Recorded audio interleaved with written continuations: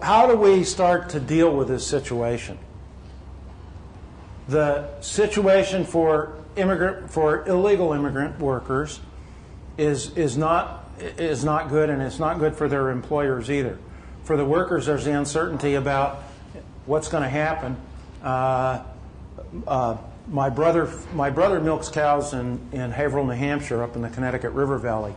One of his neighbors was taking one of his Hispanic milkers to town to send money back to his family in Guatemala, and they hit an ice roadblock. So he was gone and deported. So it's a bad situation in terms of the workers. It's an intolerable situation as well in terms of employers. The existing guest worker programs don't work well. If you talk to farm worker advocates, they'll tell you that guest worker programs, the way they're structured, don't allow the worker to move from one farm to another, or at least not very easily. So there's no opportunity for that worker to seek better wages or better opportunities. They're confined to the relationship with a guy that brought them over as an H-2A. From the farmer's perspective, the current system is so rigid for some of the same reasons that it means we don't get labor where we need it, when we need it. And as a result, you hear people talking about crops that didn't get harvested or didn't get harvested in a timely way. So the system is massively dysfunctional. Dairy, and that's important in this part of the country, is sort of one of the new game changers in our thinking about immigrant labor in agriculture. Historically, most of that labor was seasonal workers harvesting and doing other tasks for seasonal crops, fruits, vegetables, and so on. As the dairy industry has consolidated and changed, and as the source of traditional labor on dairy farms is no longer there, as small farms have gone, as we have fewer and fewer small and mid-sized farms.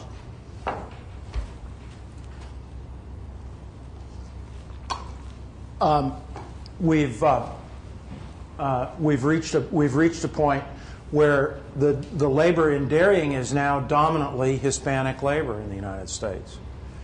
That situation, the problems for the dairy industry are compounded by the fact that all our guest worker programs are restricted to seasonal, and dairy farmers have year-round jobs, and some of them are actually pretty decent jobs. So it's become a real challenge.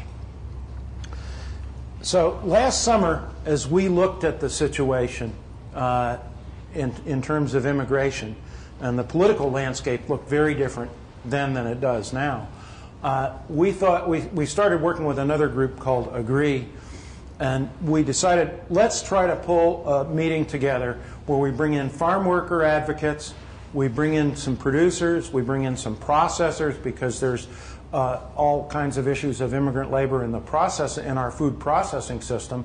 It's not just meat packing plants, but those have often featured predominantly in stories about raids and so on, and bring in people from the United Food and Commercial Workers Union, bring in a few researchers who've done some work in this area of ag labor, and let's have a conversation about, can we find some common ground, and can we look for solutions and things that might make sense.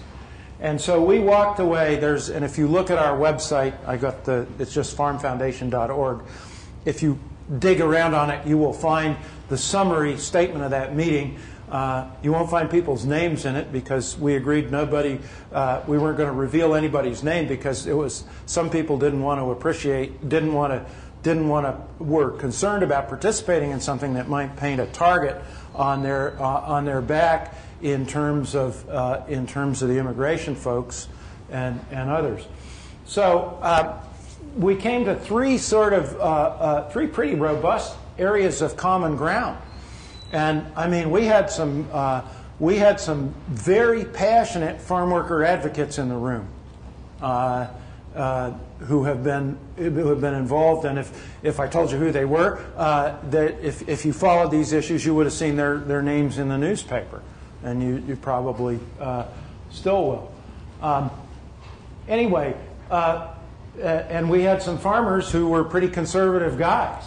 But create a guest worker program that balances the need of farm employers for short-term workers. Because, boy, if you've got to harvest apples and you've got to get them in, you've got to have a workforce that's adequate to get them in within the time when they're going to be in the best possible condition to get them to market. And, you know, you can go on and on.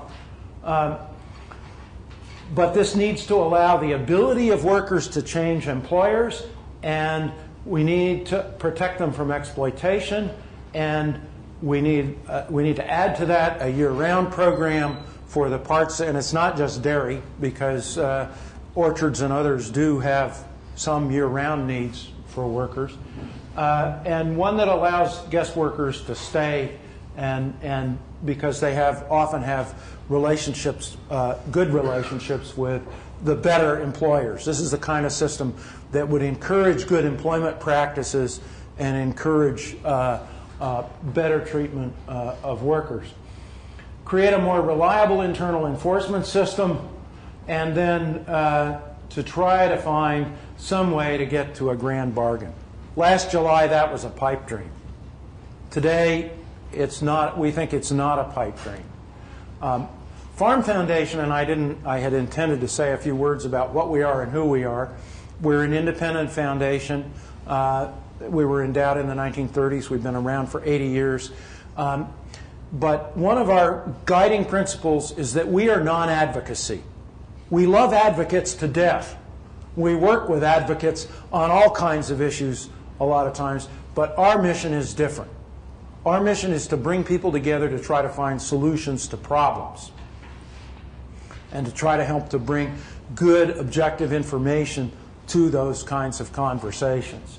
So our partners at Agree do advocacy, and there are some other folks working in this space, and we can see that a lot of this is feeding into the current discussions in Washington about how we shape an immigration program. It's very clear that we need to have some more flexibility in the system. We need to create institutions that facilitate labor markets and that allow farmers to find workers when and where they need them, and that allow workers to seek better opportunities. And we need one that's going to operate above board and legal and stable.